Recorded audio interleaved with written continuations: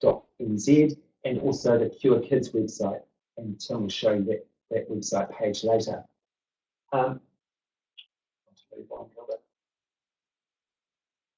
Now, the vision and the mission of our challenge. Our vision is for young New Zealanders to have a healthy and successful life and a positive transition to adulthood. And our mission is to predict, prevent, and treat vulnerability in obesity, poor literacy, and mental health. And you can add in there autistic spectrum disorders through excellent research so that we would ultimately achieve healthy, well-adjusted, and well-educated children and young people. Next one. Now, this is an important slide because it just demonstrates some of the characteristics that are different about National Science Challenges, NSC, and other standard research organisations.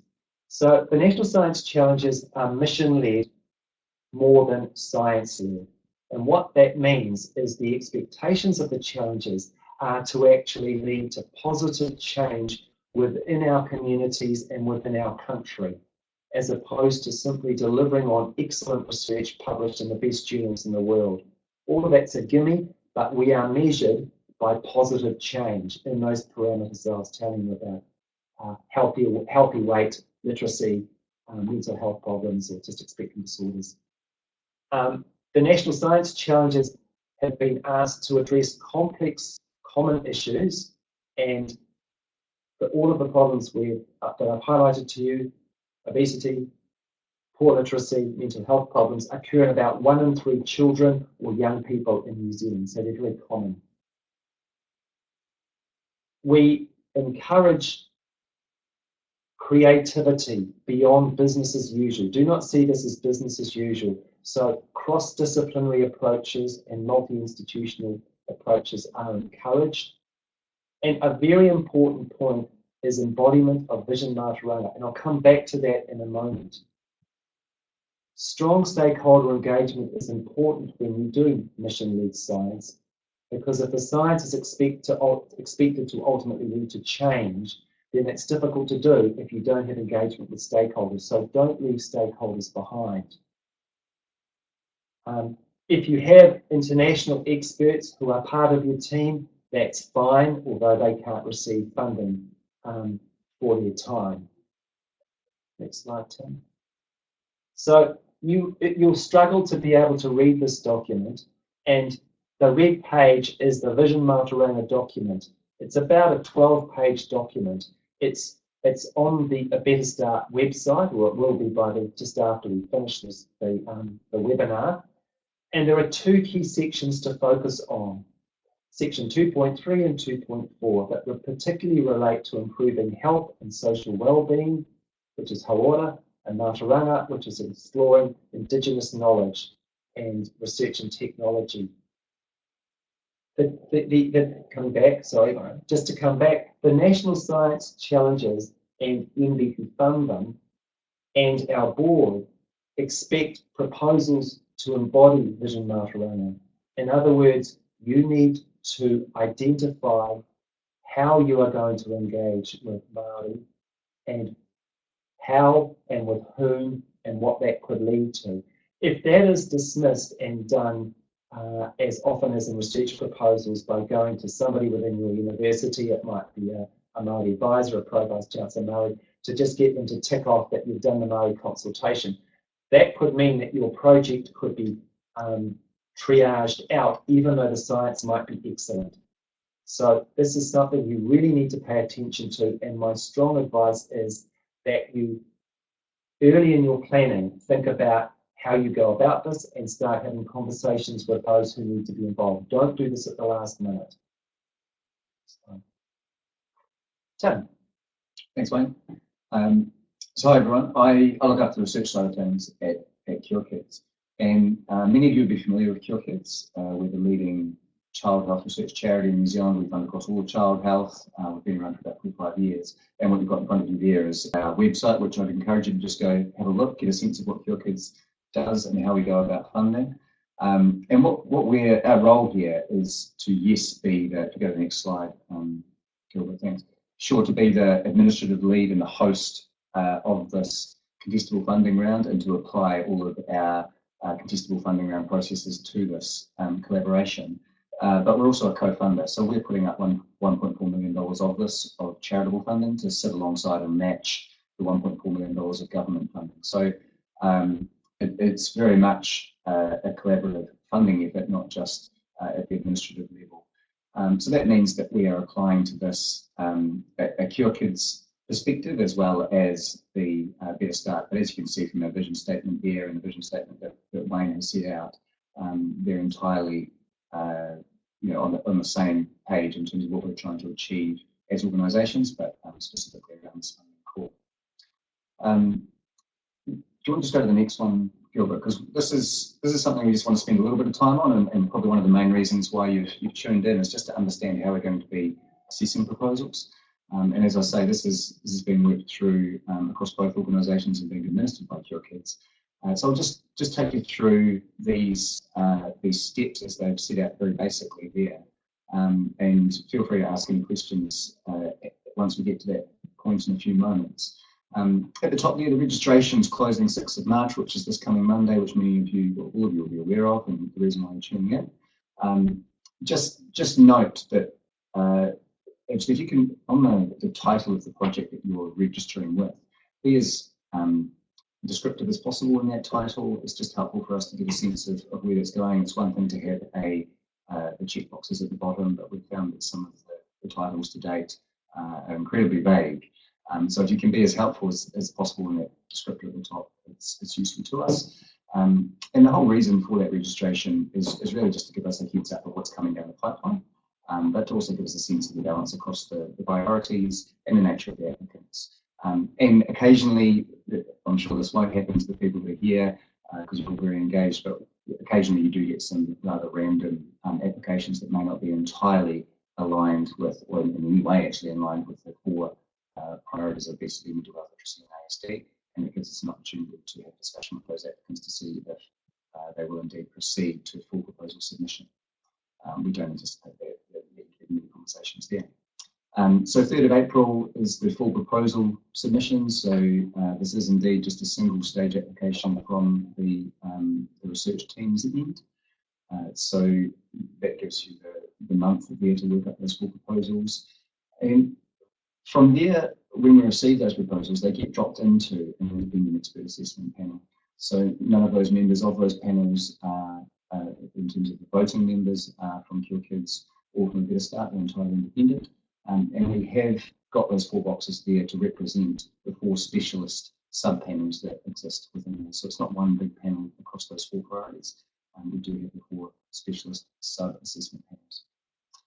So the role there is to triage the proposals received and to get it to a point where actually we do have a science-based assessment of those proposals that allows us to go out to both vision, Mātauranga, and the next assessment stage, and then independent referee assessment, knowing that we are dealing with a science perspective and a vision, Mātauranga assessment perspective, it's been assessed as the leading proposals in that group. So not all proposals will go out to full independent referee assessment. Anything you want to add to that, Wayne?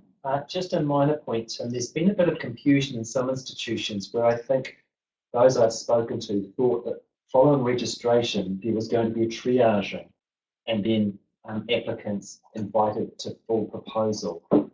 That's not the case. Everyone who registers has a right to submit, and we would encourage them if they've registered to put in a full proposal.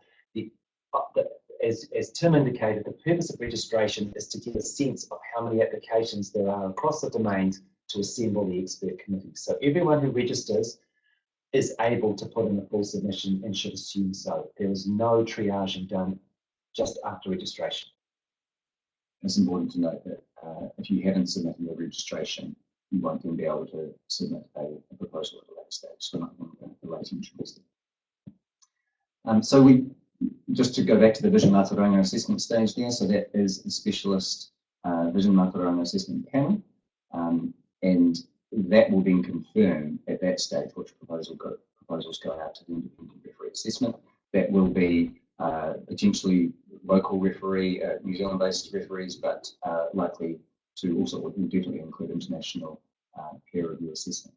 So once we have those reports back from the international peer reviewers, we then have a second round of assessment of those proposals with that additional information of the vision, market owner assessment, and the peer reviews. And that is where the final assessment of all things considered will be made, again led by those specialist subgroups of the assessment panels. The recommendations out of that will be effectively a rank order of all of the proposals, all things considered, within those sub-domains. Those recommendations come to both Cure Kids and to A Better Start for our recommendation across those domains, because obviously until that point there hasn't been any level of comparative consideration other than the consistency of the process that we've got built into it. So at that point there is recommendations that are made from both organisations together to our respective boards for their approval. That means that we're looking at June, July as making announcements and communicating back to applicants as to the outcomes of the process. Excellent. Thank you very much, Tim. Ryan, did you want to make any comments about the process or the timeline at all? No, just to ensure that that you have your registration in on Monday morning.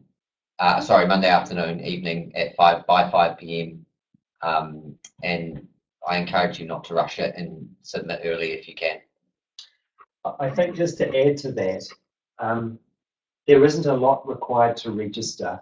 It is possible to change your mind and not put in a full application, but you can't change your mind and register after the deadline. That's not possible. So I think for those of you who are giving this serious thought, register and then get yourself sorted out, because there isn't a second chance to register. Okay, well, I think let's see if there are any questions that may arise, so it isn't just us talking at you, because really this webinar is for you and for questions you have about clarity about the process, what's involved, eligibility, all those sorts of things.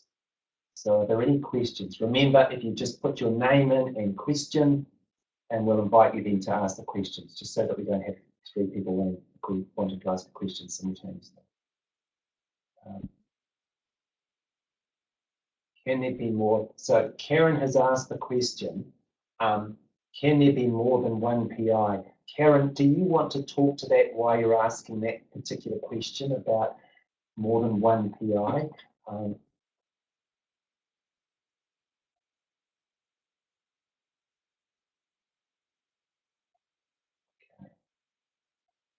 Right, so we've changed the conference mode so we can begin dialogue.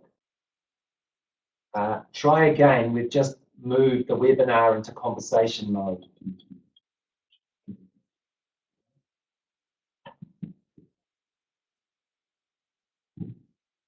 Karen, while we're...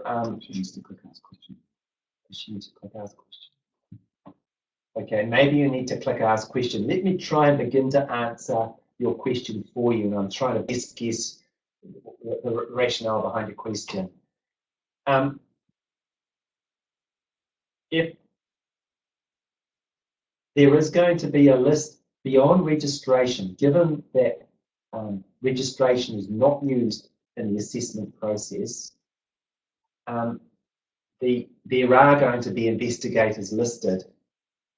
Normally, the principal investigator ends out hosting the grant. In other words, the grant is under their name or their institution. So having co-PIs makes that process very difficult. So in fact, there always will need to be a lead PI, which is the PI in essence. So my advice would be, if there are more than one key players, make sure they're added into the into your list of investigators. If I want to ask a question, we can click here. Okay, so Karen's saying, thanks, same university, different departments. There still needs to be a point person, a point investigator who will hold the grant. It can't be 2 people in 2 different departments.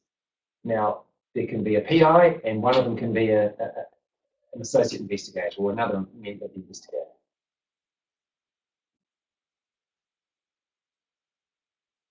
Now we're just waiting on, okay. Hopefully, now we're waiting for Hillary, who must be writing a very long story because she's been typing for a wee while, Hillary. Age, 18 years of age. Yes, it's not intended to be a call for young adults or adults. So that's why we have created this cut, because if we don't do that, then there'll be creep and there'll be proposals and those in mid-adult life or the elderly. So this is the focus here really is children and young people and not adults and the elderly. While we're waiting for some more questions, oh, we've got another question here. Yeah. Being involved in the post. So a question from Catherine: are there restrictions around current Better Start investigators being involved in the proposals?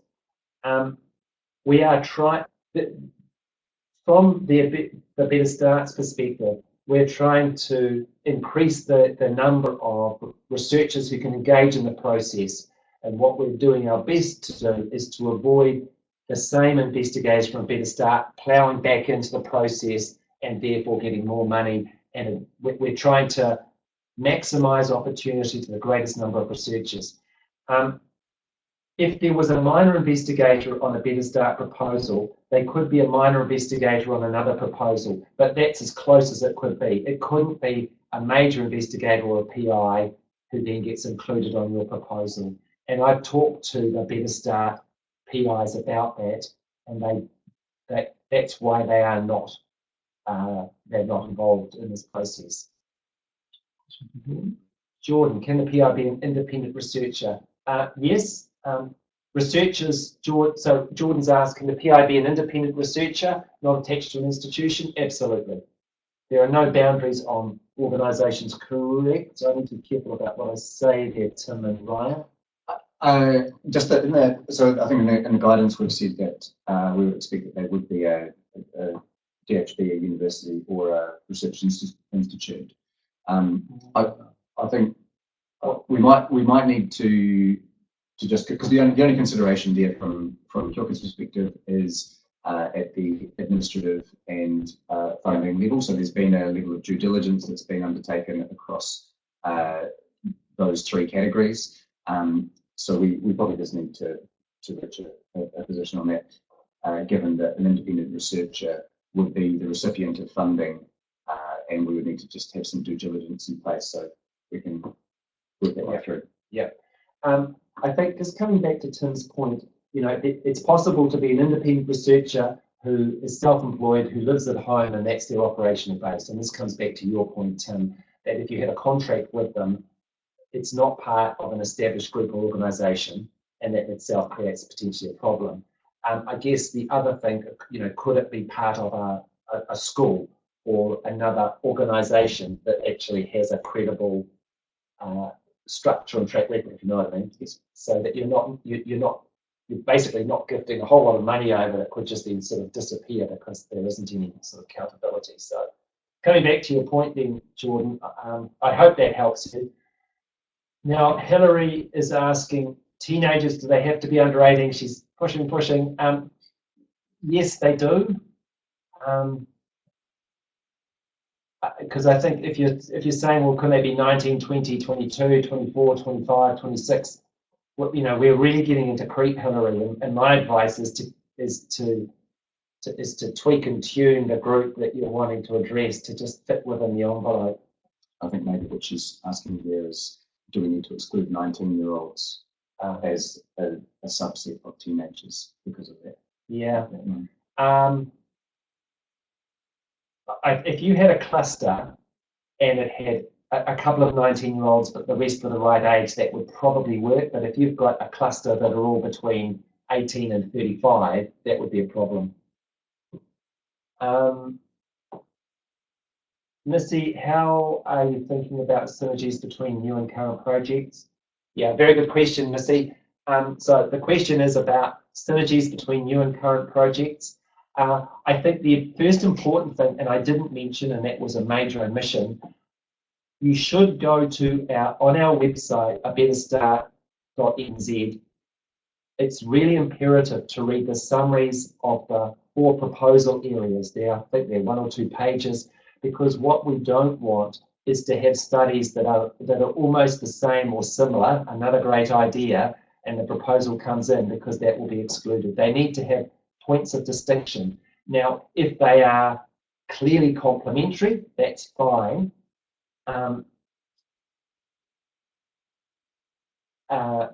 So that would be fine. Would it be an advantage if they were complementary to existing projects? Not necessarily, no. I mean, each project will be viewed on its own distinctive merits. We haven't had the question, which I expected to come up, about, we've got a study that we've been doing for 3 or 4 years, and it's been quite well funded, and we want to go on for a few more years, and we'd like 2 years funding to keep it going. And we would be less enthused to just provide support funding for this big rolling project. There needs to be something quite discreet about, if it's part of a bigger project, the proposal needs to be asking discrete questions, and it needs to be a clearly discrete hypothesis and a project within that big cohort, and not just a sort of rolling project. Would you agree, Tim and Ryan? I think that comes back to the business as usual point in the first slide there. The purpose of this contestable round is to provide additionality in this research funding space. So put funding in a space that doesn't currently exist, rather than just enhancing existing programs. Yeah. Thanks, Missy. It was a very good question. I think Soana Pamaka, who's the principal at Tamaki College, is going to be joining us soon, so my suspicion is Soana's going to ask us a question, and that's fine. Are there any other questions for the moment? Because if not, we'll just, as he's coming back in a second, just coming back to Vision Mātauranga, it's really important to read that document, and my advice to most asking is that a lot of you will spend a lot of time in intricate science planning, but my advice is to start getting your discussions and dialogues with stakeholders, because it would be preferable if they have some input into what you're doing, rather than you have this intricate design and then you go to a stakeholder and say, here it is. That's likely to get pushed back.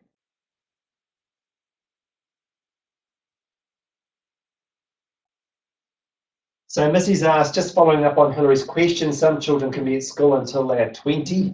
Wow, that must be a 3rd year level 3 student. It comes back to the point, okay, right, okay, special education. I guess it comes back to my point,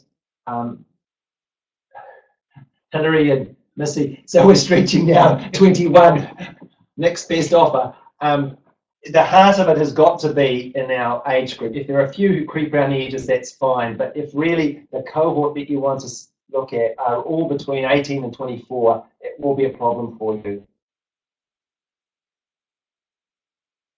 But we acknowledge what you're saying, and that's why what I'm saying, and tell me if I'm kind of off-piste here, Tim, is that you could have some who are over 18, but the heart need to be in that catchment rate age. Yeah, I think the fact that it's potentially a school study would mean that, or intervention would mean that the heart of the proposal has got alignment. It just couldn't be a proposal that targets the older ages of those groups within it. If it was inclusive and needed to be inclusive to include those in that school setting, then I think that would be I mean, there might be very interesting questions to ask about those with ASDs and how they ultimately integrate, and research about how they integrate into some form of workforce, but that's beyond our boundaries.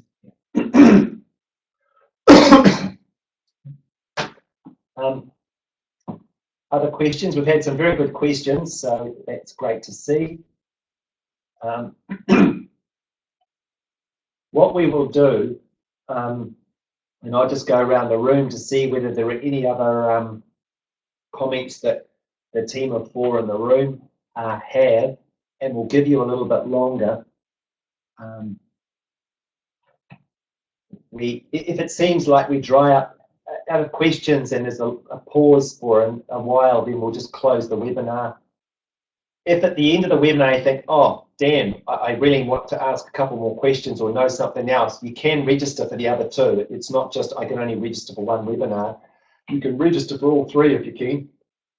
Now, excuse me, we're getting a question from Karen, who's writing a long story. I'll just give Karen a bit longer.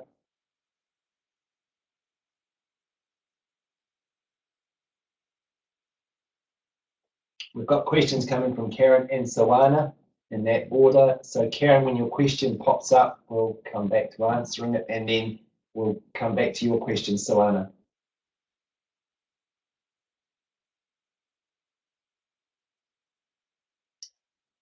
So Karen, the proposal is a full proposal. It's not an expression of interest, which is then triaged, and then you have to put in a full submission. It's a full submission from the outset. They're certainly not as intricate and onerous as, say, an HRC proposal, but to make the whole process expeditious, it's a one-stage process. If it were a two-stage process, then everything would begin later, and you wouldn't get a chance to get started. I think from a Better Starts perspective, and the reason these are two-year projects is that we need to be able to report back at the end of our first tranche, which is in mid 2019, about our progress. And part of that are these proposals. And you'll note in the guidance on the proposals that while it's not a one-pager, as you guys said, Karen, is it a one-pager? Just reference the template there, you'll see all the guidance. What we have done is tried to keep the descriptive sections of the research quite concise. So there's, I think, a 3-page limit on the meat of the science that sits behind it. So even though I think Missy's mentioned there that it is 18 pages in terms of the full proposal template and the guidance, actually the meat of it is designed to be kept very concise. Yeah. With the additional standard information that needs to be provided, and as well, we're asking for separate sections around mission master data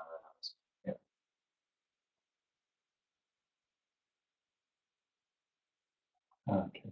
Oh, so okay, that's a very good question, Catherine. Is it possible to publish the questions and answers from the 3 sessions to save having to watch them all? I think the answer is yes. We can download the chat, and then I'll turn them into a document and put them on the website. Okay. And share them with you. So I don't know if you heard Gilbert, but Gilbert will take the text from the questions and put them on the websites. The problem is we won't have the answers, and that's quite a lot of descriptive questions. So it may be that you have to watch and speed forward through the webinar, because I think the key thing, Catherine, really is the answers, I suspect, to the questions.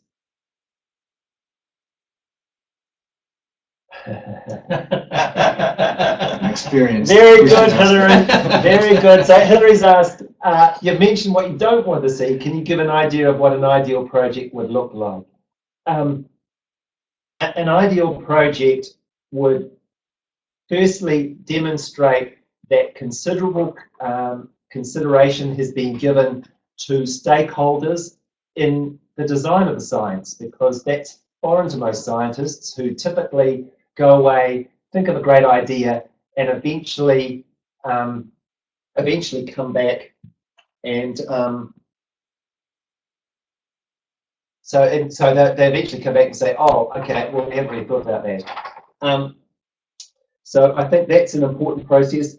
It needs to be translational. The research needs to be of high quality, but you need to show that it can translate, and that's why it's useful to go to the Better Start website, because we have 10-year KPIs. It's on the website, and that relates to improving the number of kids with healthy weight, in other words, reducing obesity, improving mental health disorders in children, improving the outcome of children with ASDs, and improving health literacy in children. So, that having a multidisciplinary approach, because really you want this needs to be seen as business the unusual.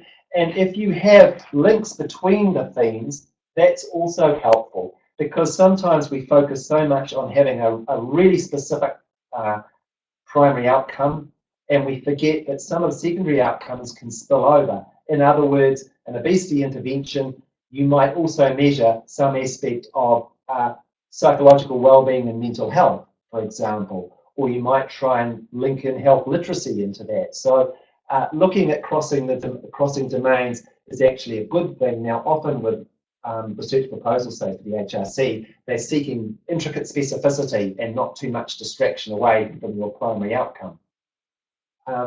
Just on the translation, translational research point, Wayne, I think we do express within the RfP that while project duration is only 2 years, and we would love to see projects that can translate to community impact and outcomes in that time frame, it's not absolutely essential. But what is essential is that you communicate a clear pathway to that translation and what that time frame might be and what the next steps may be, given the proposed endpoint of your 2-year study. So think hard about how your stakeholders, particularly our Māori partners, are included, and that includes either scientists or stakeholders and communities. I think that's the place I think where many applicants might stumble a bit. They focus so much on perfect, intricate science that they forget about, hang on, how is this eventually going to translate and have impact, and therefore how are we interacting with stakeholders to sort of achieve that eventual flow. Rosina has asked, please clarify if we will be disadvantaged by only naming the principal investigator in our registration. Absolutely not. Remember, the purpose of registration is to simply give us insight into the number of applications and to which domains they fall, so we can assemble the expert committees appropriately and make sure that we have enough expert committees that can address the team. Key to what you're not required to do at this stage, Rosina, is to actually list all of your investigators. You can still do that, and you can still add them in, and you might still be working on that, and that's fine.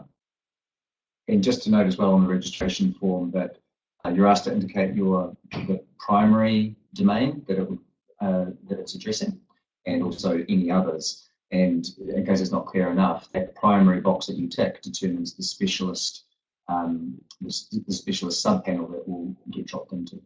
So that's why it's important for us to get that sense. So Anna is asking, is there anyone that I can phone when we're writing our registration and lay proposal to ensure we're on the right track? If so, number, please, and name.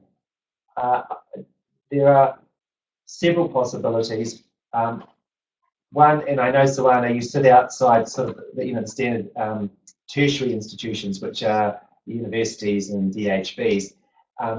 It could either be Ryan Chandler or myself, and I can give you those details later. And later, as in when the webinar finishes. We've got Soana's details, so she can pick it up. Yeah.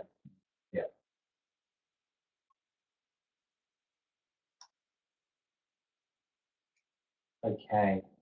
Lots of very good questions. Have you got any easy ones, audience? We just seem to have had the tricky ones.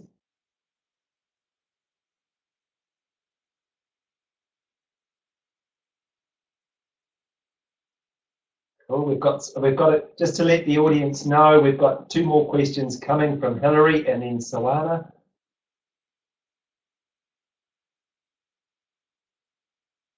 Nice, that, Tim. Yeah. Soana, if you haven't received a copy of the request for proposals, it does provide that guidance within it. So we'll make sure that you've got a copy of that. But the ceiling amount for the budget is 350,000 New Zealand dollars, and that just note when you are working out your budget the rather customised and unique arrangement with overheads. So given that this is a coming together of a charitable funding source where overheads don't apply and government funding where it does apply, we're meeting in the middle and having a 50% application of overheads, which your support in running your budget will be able to help calculate for you. Soana, you'll be rubbing your hands with glee because Soana is the principal of Tamaki College, and if there was a project that pivoted out of there, there'd be no overheads. Hilary and Jordan's clapping you, Hilary. Do you have preferences for research methodology, mixed methods or qualitative research? Okay. I mean, I'll answer that and then ask Tim and Ryan to respond. I think the key thing, rather than the different methodologies, is robustness. It really wants to be to be a really robust method that can be assessed and analysed. If the outcome is just very descriptive and it's difficult to be able to make any kinds of comparisons because it's very, very qualitative, that would be more challenging. But Tim or Ryan, did you want to comment? Just that when we are assembling the expert assessment panels and securing international peer reviewers, we'll very much be looking to represent the full range of methodologies and that expertise. So we certainly will be have qualitative researchers as part of that assessment panel, and that's in the anticipation that we will receive the full range of approaches to the design of the studies. Okay. Any other questions? Is that clear to you, Hilary? If not, no. Yep, and he's coming back to us. Cool, thanks. Right. Any other questions? We seem to be on a roll with questions at the moment. We'll give you just another few minutes to see if there are any more that percolate. You're all doing a good job. This is exactly what we hoped it would be, which is very interactive. Our goal in even hosting these webinars is to maximize the opportunity for applicants to be able to submit the best possible grant they can. And what we would love to see is a large number of high quality applications. Wouldn't that be say? Right. Okay. We'll wait just another minute or two to see if there are any more comments. But coming back, I think that might have been your question. Soana's typing a question. Your question, Hilary, while we're waiting for Soana. So we can publish the questions, but the answers, I think, people will have to listen to the audio because it will take quite a long time to actually take all of the audio and then edit it all into typed text. You will see the written questions, but you need to listen to the audio for the responses from us. And I'm sure you can speed your way through it. Just like watching the rugby or the cricket, you just speed up to the end game.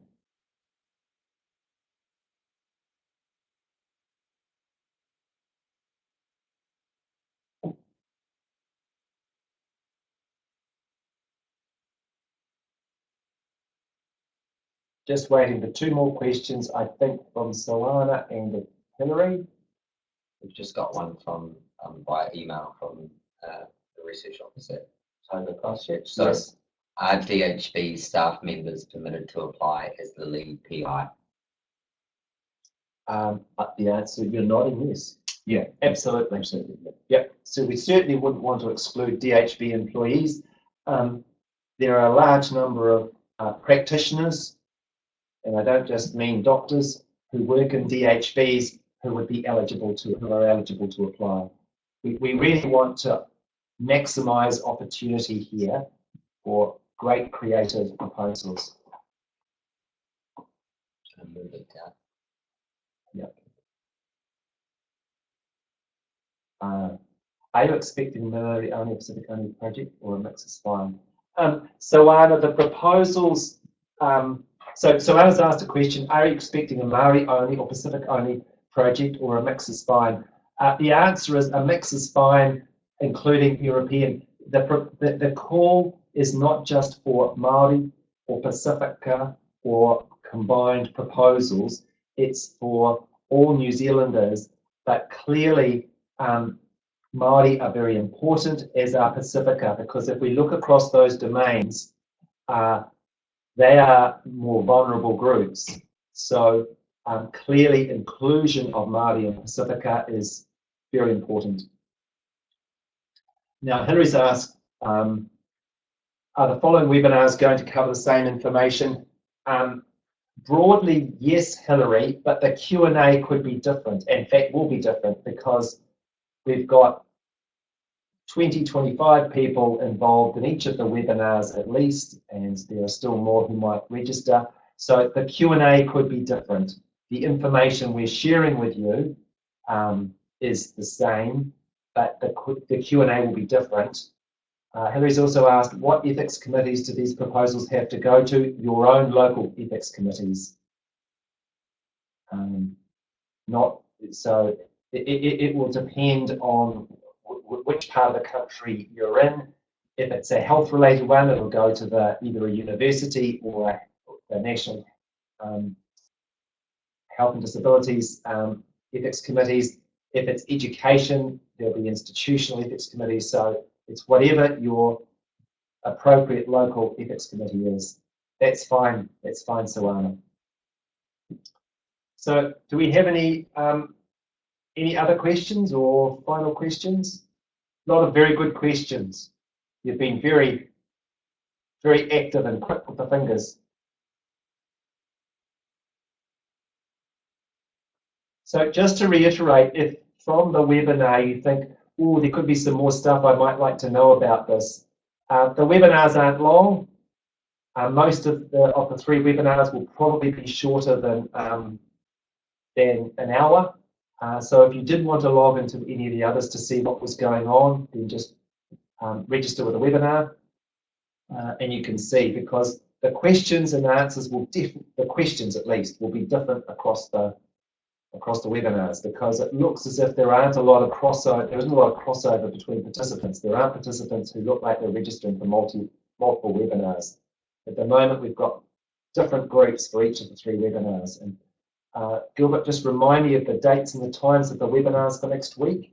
I think we've got one on Tuesday and Thursday. Tuesday and Thursday at what time? 4 o'clock. Okay, Tuesday and Thursday next week at 4 o'clock. And the reason we're doing it early in the application process is that some of you might think, I've got registered, and then you start pouring over the application and think, oh, I've got some more questions I want to ask. And that's why we've got a webinar before registration and 2 more after registration, because my sense is that when people start getting their heads around the actual application form itself beyond registration, they'll have more questions to ask. So you can come back, but make sure you register for the webinar, correct, Gilbert? Yeah. We'll also send out further reminders as well. Yeah. Right. You haven't had any more emails? No, nothing Ryan? come through. Okay. But if anyone on the webinar does have a question, they feel free to send it through to the Better Start email. Any final questions? Unless we see a queue saying somebody is writing quickly, we'll wait about another minute and then close the webinar.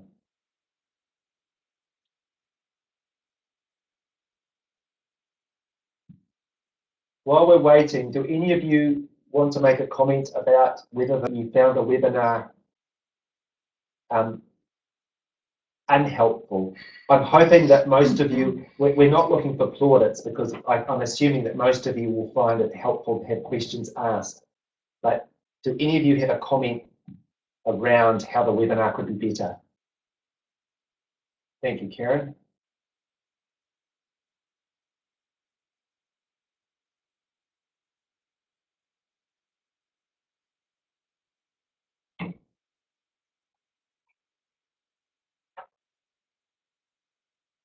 Thank you, Solana.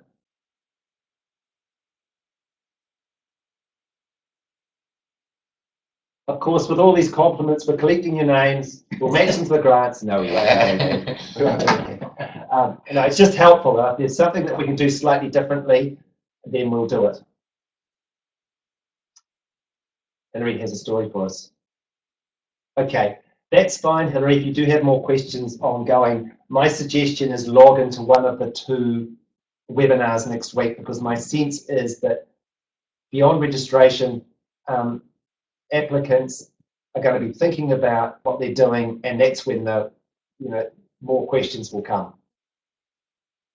The questions you've asked are the ones that I was sort of expecting. They're high-level questions. The ones next week are going to be quite specific questions about particular bits of the application process. Okay. I think on that note, Tim, shall we finish the webinar? Great. Okay. Okay.